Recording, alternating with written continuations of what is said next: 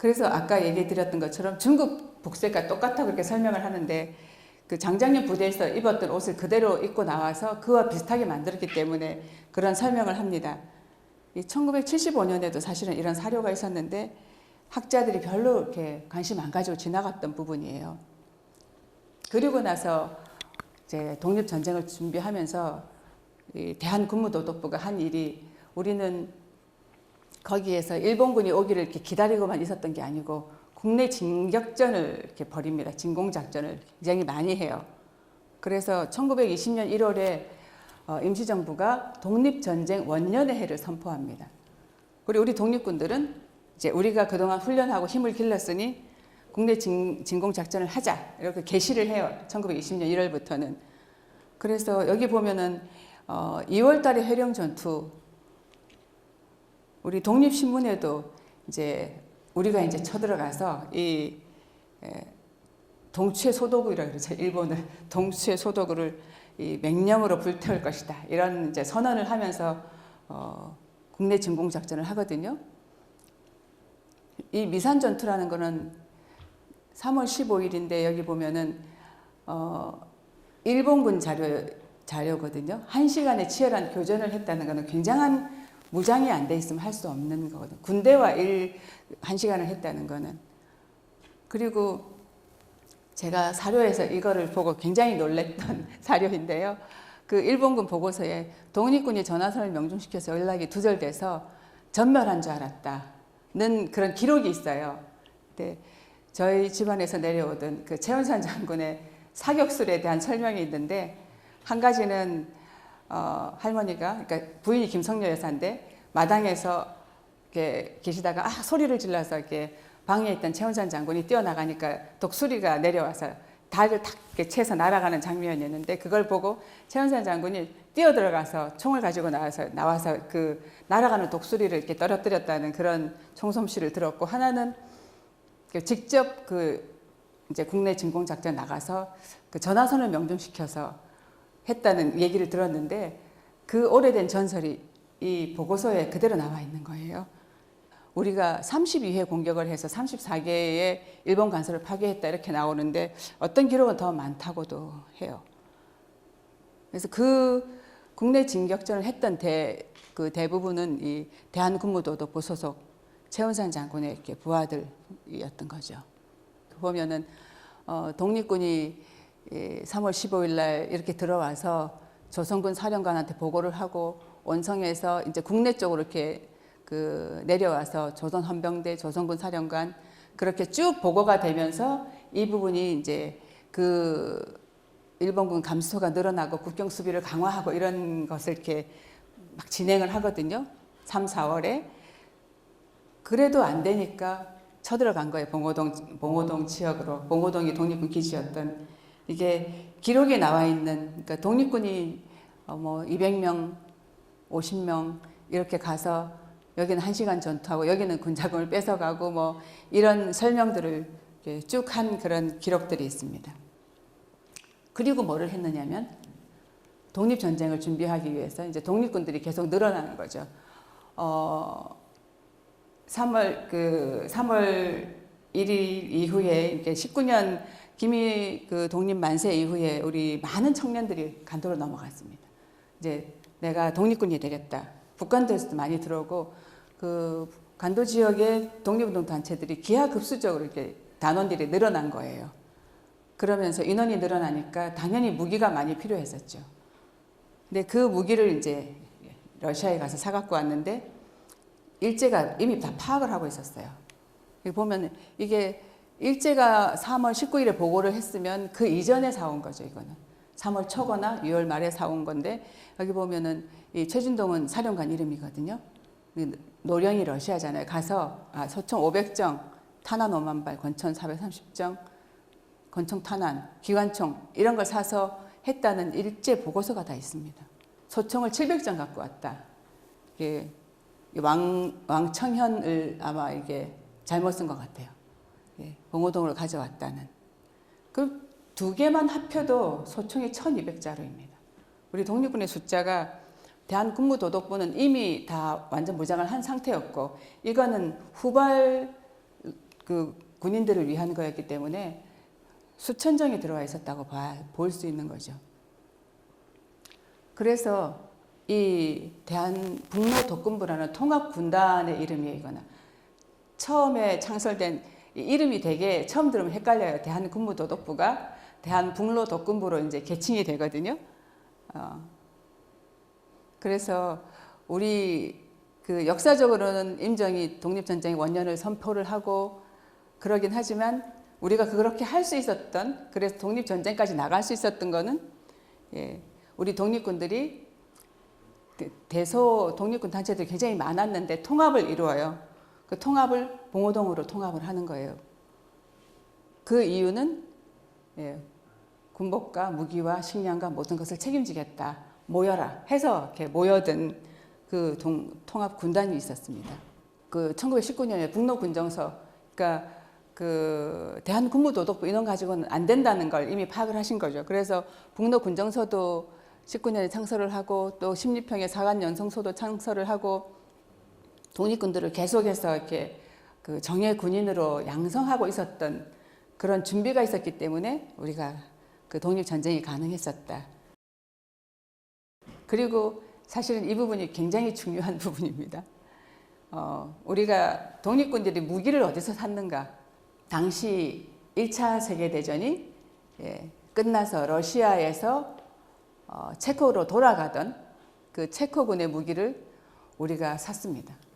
체코가 당시에 이 식민지였었거든. 오스트리아의 지배를 받고 있었기 때문에 일본군 학도병으로 끌려 나간 것처럼 다 끌려 징집해서 나갔던 군사들인데 러시아 쪽에 투항을 해요. 다 우리가 왜 오스트리아를 위해 싸우냐? 투항을 해서 그 인원이 6만 정도 됐다 그러니까 굉장히 많은 인원이었던 거예요. 그래서 러시아의 이 체코군 그 지도자가 러시아 측에 그 요구를 해요. 우리를 독립군단으로 만들어 달라. 오스트리아와 싸우겠다.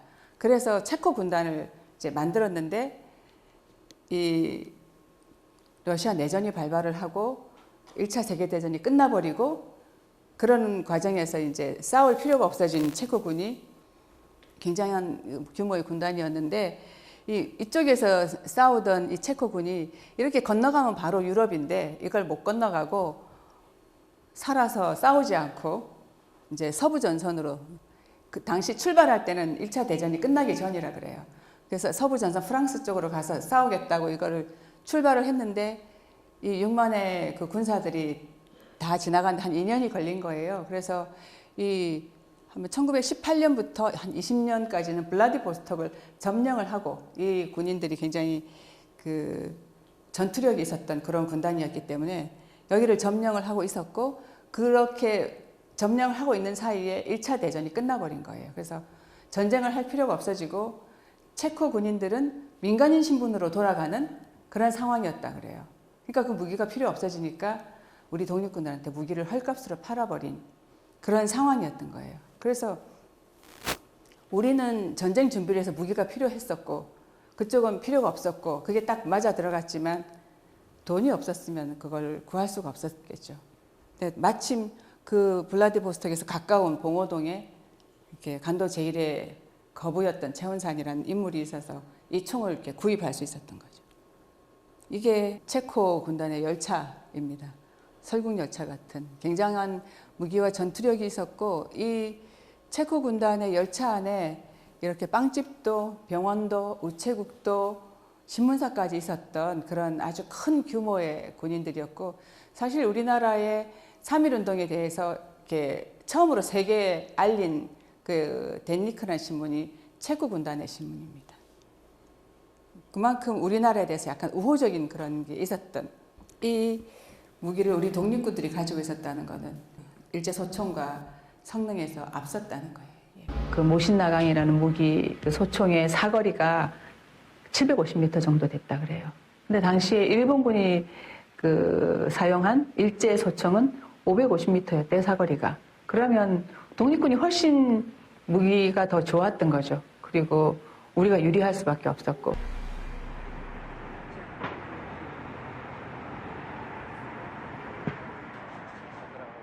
그런데 우리는 이 모신나강을 뜻밖의 장소에서 다시 만나게 됐습니다.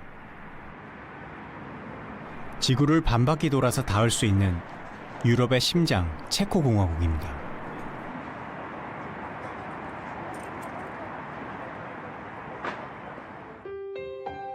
자유와 평화를 향한 체코공화국의 여정을 알 수 있다는 국립전쟁기술박물관. 그런데 놀라운 사실은 봉오동 전투에서 사용된 모신나강 소총은 바로 이 체코 군인들이 쓰던 것이었다고 합니다. 아시아 최강 일본군에게 패배감을 안겨주고 주변 강대국을 깜짝 놀라게 만든 봉오동 전쟁은 독립군에게 자신감을 안겨주었습니다. 이게 그 모신나강이라는 소총인데요. 봉오동 전쟁의 1등 공신, 이 모신나강은 어떤 무기였을까요? Tak, tohle je Mosin, puška Mosin. Puška Mosin. Sem se dávali patrony, nabilo se, vystřelilo 5 nábojů se tam vyšlo.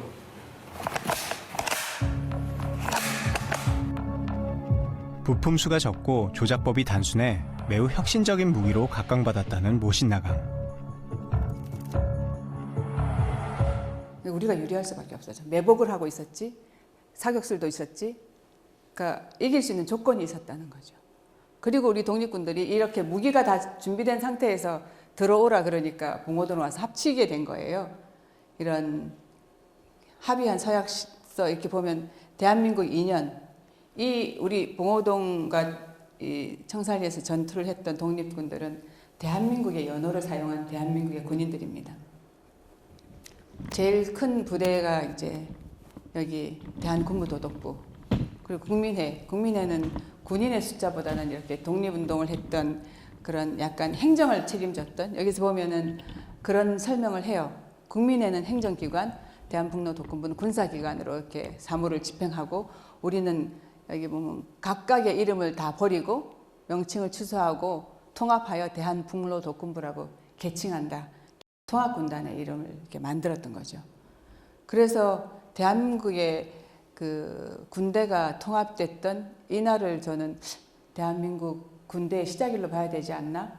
아니면 좀 더 양보해서 봉오동 전투 승전일 6월 7일로 가야 되지 않나? 그런 생각을 합니다. 이 광복군 창설일을 대한민국 대한민국 국군의 날로 지정하자는 지금 움직임이 있거든요. 광복군은 1941년에 이렇게 시작된 그러면 거의 20년 이상을 이렇게 그 뒤로 나가서 하는 거기 때문에 저는 대한민국 군대의 역사는 이때 시작이 돼야 된다고 생각합니다. 이게 통행증인데요. 여기 뭐 대한북로독군부장 최진동 이렇게 돼 있는데 여기 뭐 대한민국 2년 6월에 그 통행증입니다. 통합군단은 이렇게 조직이 돼요. 사령관은 최진동 장군, 국민회의 사령관이었던 안무 장군은 부관이 되고 여기 최원산 장군은 참모장으로 이렇게 운영을 책임졌었고요. 그 동생인 최치영 장군은 참모, 작전 참모였었고 이렇게 쭉 우리가 이런 제대로 된 그 체계가 있었던 그런 사령 체계가 제대로 갖추어진 군대였다는 거, 그런 빨치산들이 아니었다. 예. 그리고 여기 보면은 김자진, 홍범도 이런 분들은 이제 연대장들이었다는 게 역사적인 기록으로 나와 있습니다. 그리고 이거는 이제 저희 할머니 김성녀 여사가 정리해 주신 건데 우리 대한북로독군부가 통합했을 때는 대포와 기관총도 이렇게 많았었다. 근데 이분이 봤을 때는 장총이 1000여 개로 보였던 것 같아요. 훨씬 더 많았는데 우리가 권총과 이런 수류탄도 많았다. 수천의 병력이 있었고 군복은 당시 중국 군복과 비슷했다는 거죠. 언젠가 기회가 되시면 이 길이거든요. 여기 이렇게 들어가면 굉장히 아늑하고 사통팔달의 도시가 요지가 이런 곳이구나. 원래 여기를 독립군 기지를 만들려고 했던 곳이 아니고 우리가 가서 잘 살려고 했던 곳이었기 때문에 거기가 좁은 계곡이 아니고 아주 아늑하고 넓은 분지형이고 그 골고루 이렇게 나가면은 길이 다 있는 그런 곳이라는 거죠. 그래서 여러 독립군 단체가 서로 이렇게 연계해서 이거는 이제 1915년에 만든 성을 이렇게 그래픽으로 만든 건데 이건 만드신 분이 동그랗게 했는데 제 생각에는 이렇게 사각형이었을 것 같아요. 왜냐하면 내 귀퉁이에 대포를 이렇게 세워놨다고, 포대를 쌓아서 대포가 있었다고 이렇게 설명을 들었거든요. 한쪽에 가면은 이제 부엌이 있었던 근처인 것 같아요. 굉장히 대형 이 맷돌이 한 1.5m 이렇게 되는 대형 맷돌, 이거는 아마 소나 말이 끌었을, 이렇게 조선 사람이 많이 있었던 곳에는 이런 맷돌이 꼭 있는데 굉장히 큰 사이즈의 맷돌이 있고요. 우물도 있고, 100년이 지난 우물이 이렇게 메워지지 않고 남아 있더라고요. 제가 봉오동 가서 느꼈던 것 중에 가장 제 개인적으로 감동스러웠던 것은, 아, 여기는 그 조선 땅이었었구나, 우리나라 땅이구나, 한 강원도 같은 느낌. 저는 사실은 부산에서 태어나고 자랐어요. 저희 아버지가 1.4.5태 때 내려오셨기 때문에. 그래서 늘 피난민의 후손으로 살았고 고향이 없는 사람으로 살았는데, 여기 가서 내 고향이 여기구나, 이걸 확인을 했던, 우리 독립군들이 군복을 어떻게 준비했었나 이 서류로 확인할 수 있습니다.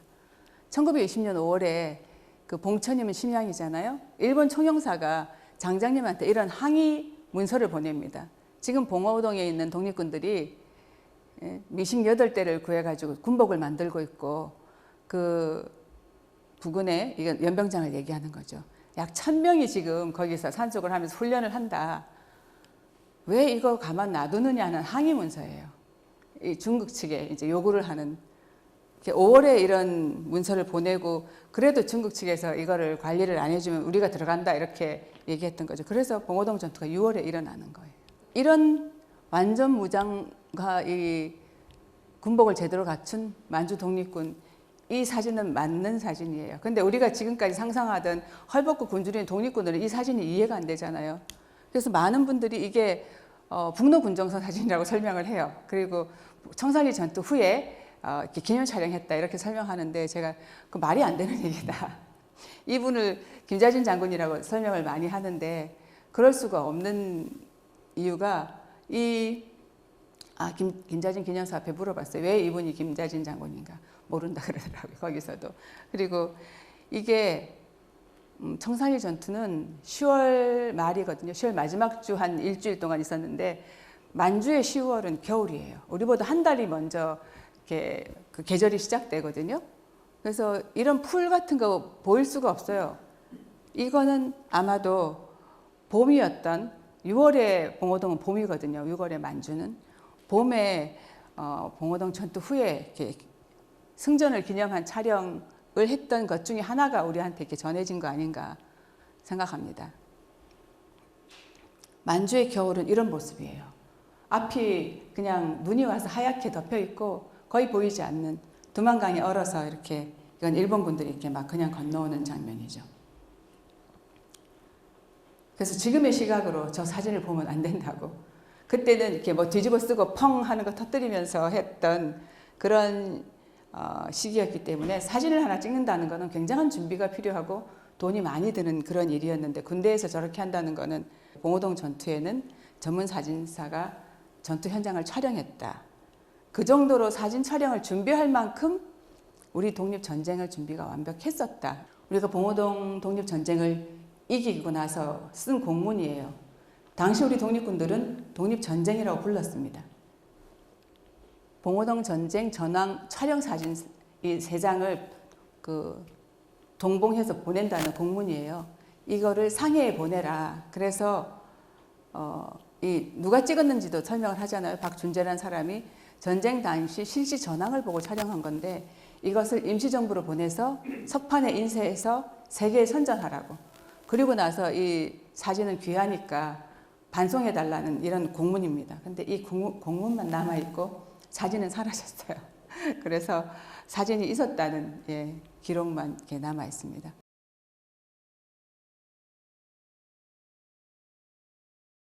그 참으로 제가 올라가 볼 건데요. 경사진 그 높이를 따라 올라가면은 참호가 이렇게 있습니다. 100년의 낙엽이 쌓여서 흙이 되고 또 낙엽이 쌓이고 또 흙이 되고, 그래서 여기 시커멓고 이게 발을 이렇게 밟으면 발이 푹푹 빠지게 이렇게 되어 있더라고요. 이게 한 달 전에 참호를 다 파놓고 기다렸다 그러거든요. 그러니까 많은 병력이 있었다는 거죠. 많은 병력이 충분하게 이 참호를 파서 굉장히 큰 참호인데요. 그 매복전을 한다는 거는 일반 군대 갔다 오신 분들이 대부분이니까 아시겠지만 매복전은 정예 병사가 아니면 할 수 없는 전술이라고 들었어요.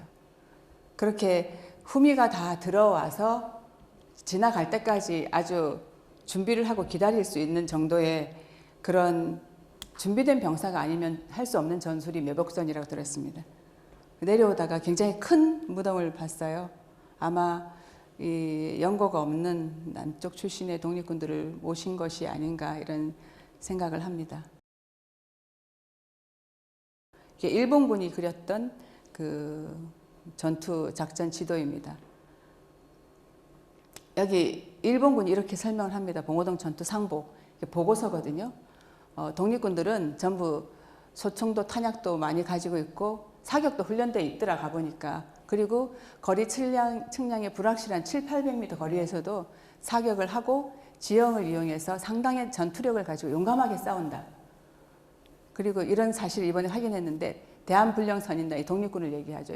대한이 강변에 있는 두만강변의 불령선인단은 정식의 군복을 사용하고 인명 등의 사령을 쓰고 예식을 제정하고 있고 전적으로 통일된 군대 조직을 이루고 있다.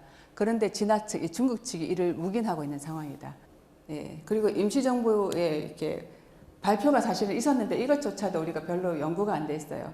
임시정부 이 발표문에 우리 독립전쟁에 이 작전을 다 썼습니다. 여기 연대장 홍범도, 그리고 사령관 최진동, 부관안무, 여기 우리가 어떤 작전을 했는지, 우리 작전 계획은 위치를 어디에서 해서 일본군이 들어왔을 때 어떻게 하겠다.